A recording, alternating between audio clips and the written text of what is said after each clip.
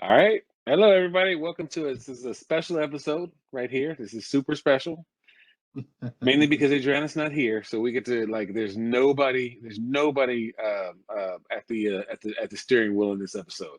Like it's just No it's me. moderator. No matter. It's me, B Diddy, Tommy Scott, and Sammy Wells in the back seat. We don't know who's driving. It's Elon Musk. It's his automated system. He's rolling it. We're gonna roll with it. We're gonna have a good time. And hey, I'm gonna tell y'all what. Hit the subscribe button. I want everybody to hit the subscribe button. That way, when Adriana comes back, we can say, "Look, you wasn't here. Bunch of people subscribed. They're telling you you need to get on it because apparently it's you." So hit the subscribe button, like us, share us, let everybody know what's up. If you hate us, still subscribe so that you can continue to find out why you hate us and let us know why you hate us. Like good, bad, or otherwise, give us the feedback. Feedback is a gift. Good, bad, or otherwise, feedback is a gift, and we embrace it. We may not actually care on some of it, but we do embrace all of it, and we love it. So, this weekend, Thursday to Monday, it was an exciting weekend of football. I don't care what game you watched; they were all pretty much good. They were all exciting. Started off with the first game that we'll talk about here the season, or not the season, the weekend is the Denver Broncos and the Cleveland Browns. Sam, you wanna jump in on that one because I have my own take, but I'll let you go first. Well, I was expecting that the Denver Broncos were going to come out and beat the Browns because Baker Mayfield wasn't in the game. Their two starting running backs, wasn't in the game. So they're down to the third running back. And then, I mean, Johnson happened. The third running back happened and just ran for 146 yards on 22 carries, 20 being the longest one that he ran. And it's just like, wow. And, I just felt so bad because I have a brother-in-law that is a huge Denver Bronco fan, and he was just sitting up there just crying and watching it because this third team back was making the Denver Broncos team look like they were playing the Jets. Oh, no problem. My bad. My bad. I'm sorry, Jet fans. I'm sorry. Okay. Um, Hey, Jets got Flacco now. yes, they do. And it's kind of funny. It was a uh, Yahoo uh, story that said that Jets grabbed a Super Bowl Yeah. Yes. so it kind of like Like, oh, enlightening the whole well, thing. So okay. you clicked on the Yahoo thinking like, oh, it's just Flacco, okay. But It's like when no, I was expecting that the Denver Broncos were going to win this game.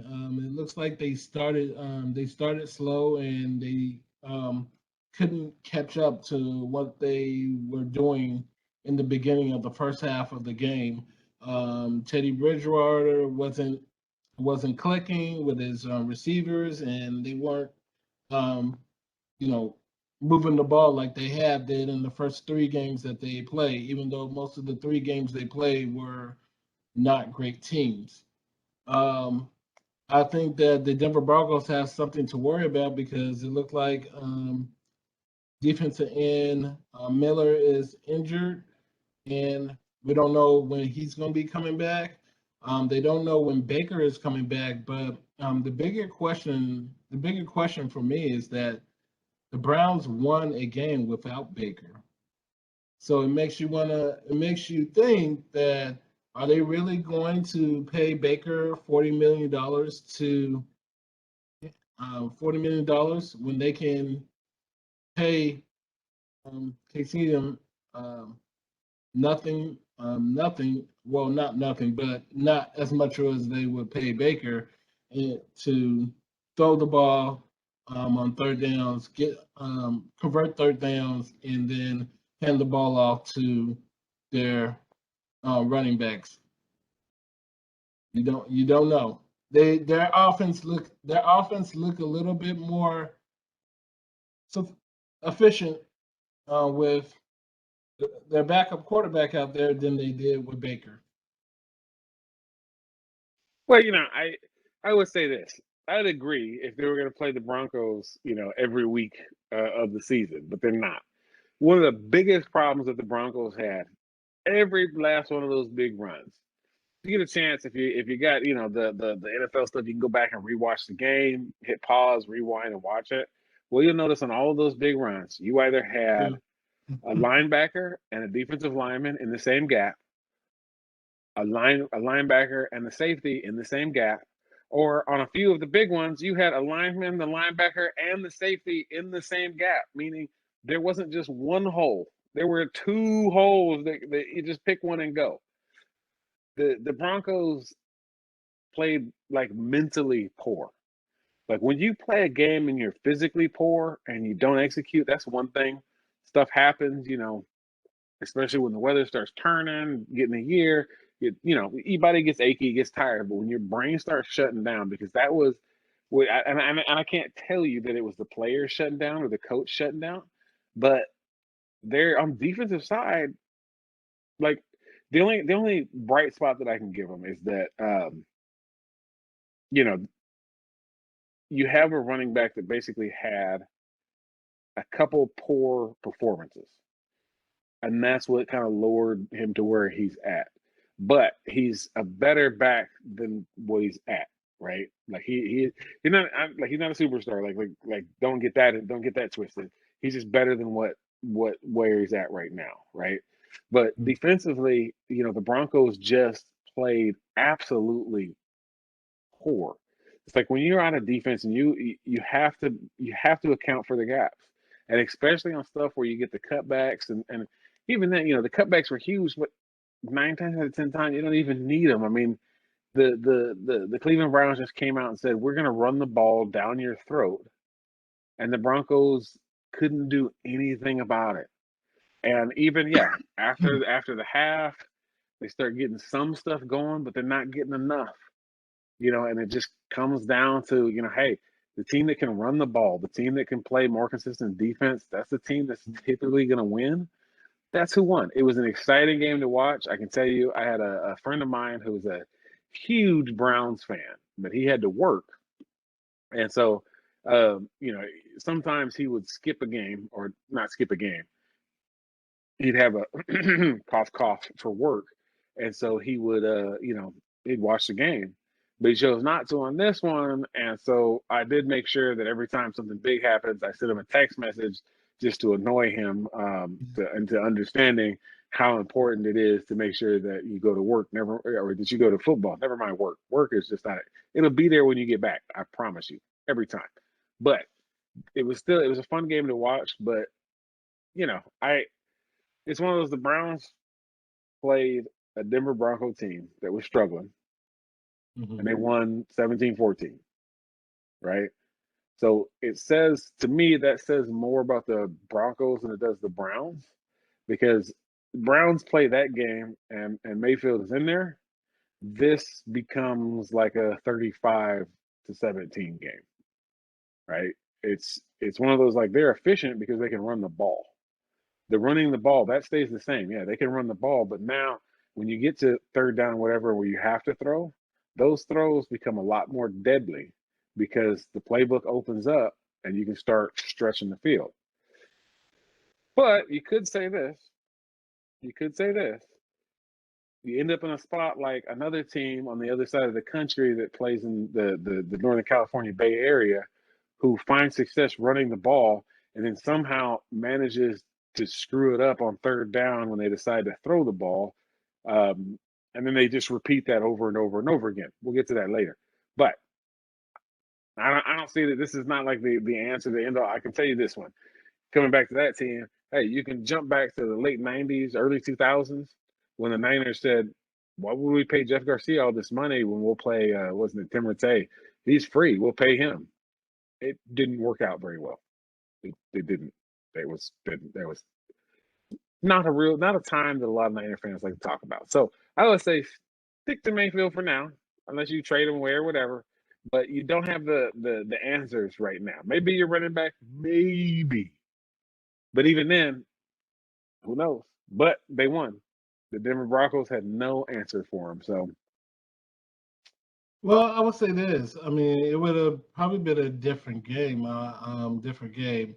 Now, would the score be the about the same? I think so because you have a lot of time that Baker Mayfield is forcing the ball to Odell Beckham, and I mean, Odell Beckham is having his struggle. He only had 2 catches for 23 yards, and um, everybody can see it everybody can see that Baker is trying to get Odell the ball, and it's somehow they're not having that connection. It's kind of like a Des Bryant and Dak Prescott when they were having their second year, Dak's second year, and they were having chemistry problems too. So, I mean, granted, I think the score would have probably been maybe a touchdown more with Baker in there because of that situation with the offense. But it's a, you know, Kingston did a good job stepping in for Baker. But it is reported that the Browns are willing to pay Baker $30 million in the mid 30s as far as to keep him. So good for him. yep. Well, it keeps the excitement stuff. But enough about that one. Let's move on. Change gears here a little bit. It's not really changing gears directions. Who knows? But so here's one we both picked wrong on this one. Carolina Panthers at the Giants. The Giants won 25-3. We both picked the Panthers to win that one. And Daniel Jones had a decent day. I still like I just watching the game, I'm still like, how? There wasn't in reality, like from what I see, from what I saw watching pieces of the game and from stat, there was not a whole lot of like outstanding performances that the Giants had. They just managed to win, and not by a little. It was like, yeah, at halftime it was 5-3. They were in there, and then in the second half they basically came out and said, "We'll have some offense and you'll have none." Um, I think this one right here is one of those where Carolina's in deep, deep trouble. I know they got their injuries. They're waiting to get folks back, get stuff moving. But right now they are in big, big trouble because they're in a division where they have to share time with the Buccaneers. Mm-hmm. They're falling way off the pace, and it's just one of those. It's like going into a spot where you're 3-4, whatever it is, 3-4, I think. But running into that spot where now you're 3 games out of first, and you've still got a lot of big teams in front of you, and you're losing the sorry Giants fans, you're losing the gimmies, right? It's like the Giants is a team that folks help. You got McCaffrey, all that's on the field. You should be able to handle that. And while the injuries are there, like I get it, but this isn't like this isn't like you look at like the Browns, right? You get number one quarterback, your number one and your number two running backs are out of the game, right? You got all of that going against you, and they managed to win. Like I don't think the Panthers are that bad off, and they didn't just lose, right? It's one thing if this was 25-23, right? But when Mm-hmm. it's 25-3, that means in the whole game, in the beginning of the game, you managed to kick a field goal, get it. After that, you had nothing. You just had nothing. So I think it's a big, like you guys are gonna have to figure out like at what point, and they've really reached that point where they have to ask themselves, at what point do we say, hey, we're still trying to make playoffs and make this a year of a winner? At what point do you say, well, folks that are on that cusp of, yeah, they could come back, but should they rest? Should they heal? Because the Niners hit that spot last year, if you remember, where it's like, between Kittle and Garoppolo, where it was like, you know what, y'all just need to go ahead and take a break because this season nothing's happening. And I think the Panthers are getting close to that. Like if it's not this upcoming week, it'll be the next upcoming week where if they drop 2 more games like that, they can just call it a wrap. The season's done. all they can. I mean, they can spoil it for other teams, but there's nothing that they'll be able to do for themselves. I mean, mathematically it's possible, but you know, what we've had one team pull that off in the past, decade and a half, and that was actually the New York Giants when they stopped the Patriots from going undefeated all season. I will say this. I don't care about the Giants, okay? I'll say this that the Giants came out 25-3, and the first three games that the Panthers had, Sam Darnold came out playing a great game, and it's just like they would say, oh, maybe it was the Jets that was making his play sting. Now that he's on a good team, now he's going to be able to be efficient and going to be making wonders. And he was coming into Dallas, and then Dallas. Oh, that was just Dallas is just a better team. Let's see about the Philadelphia Eagles. They'll beat the Philadelphia Eagles, and then they lose to the Philadelphia Eagles, and then oh well, you know what? They can't lose to the Giants. Who's going to lose to the Giants? They don't have Saquon, and then they Apparently, lose, them. and then they lose to the Giants. I mean, I think that one is this. We could say that McCaffrey is missing out of their offense. That threat is missing, and when you can be able to run the ball with him, then yes, it does make Sam Darnold look better because you have another opportunity to be able to draw some offense. Mm-hmm. The Giants, it wasn't a really impressive game. It was a good the second half they came out and played good. I mean, Daniel Jones had 203 yards, one touchdown. Booker had a touchdown, and they came out and played, and they got their first win at home. So congrats Giants. You're still 3 games behind the Cowboys, but whatever. But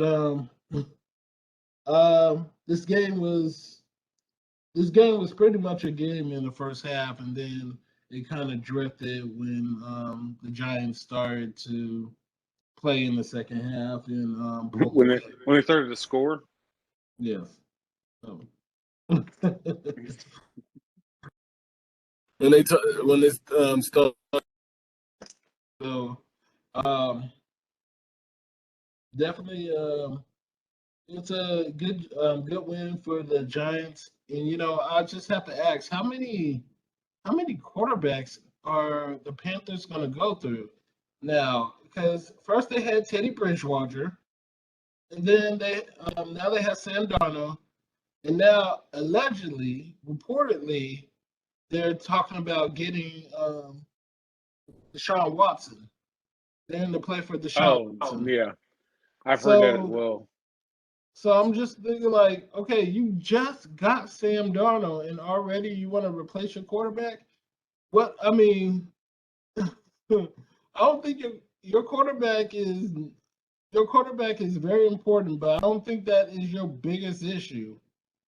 I No, mean, they got way bigger issues, and it's like, well, when they decided to move on from Cam Newton, it was one of those where it's like, I get it, but you're basically saying you're putting you're basically trying to say like, oh yeah, this was all a Cam Newton thing, and it was like, nah, you've got a myriad of issues that you need to deal with, and if you sitting there saying, well, you know if we move on from Cam Newton, that'll be it because he's just, washed up. And it's like, granted, it's like, age happens to all of us, and he's not, what he was when he came into the league. But the idea that it was like, oh, if we just do this one thing, that'll solve the problem. Like, okay, yeah, let us know how that goes. Well, you don't have to. We'll watch how it goes. well, I would say this: once they get their running, Christian McCaffrey back, I think that the Panthers would be a little bit more. Will start winning some games and start being having more of an Definitely. I offensive mean, offense. but Yeah. it's not just their quarterback; it's their running game too, and they don't have a running game with Herbert. He's not producing. He's producing what a backup should be.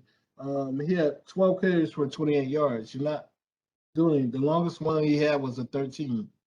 So out of that 28, 15 of them, 15 of them, he went like 11 out of about 11 with 15, 11 carries, 15 yards. Yeah. So it's That's not a good combination. right. So it's you know, I can understand that they're missing their running back and um, they need somebody to step up because I mean throwing, yes, they have more, they have Anderson, they have the rest of the crew of receivers, but it's just not the same as if they had Christian McCaffrey back there. Yeah, I agree. Well, I guess we'll pause for a quick moment, and when we come back, we will look at the New York Jets and how they fared against the Patriots, and we'll also look at the other, one of the other of the weekend, which is the Tennessee Titans. Oh, by the way, Sam, I just want to let you know, you picked the Chiefs. I'm pretty sure you picked the Chiefs, I but did. the Tennessee Titans and the Chiefs, and yeah, what happened there? It's a fun one to talk about because this has huge implications to it. So we'll take a break. We'll come back. We'll hit those two. All right. Subscribe. Definitely.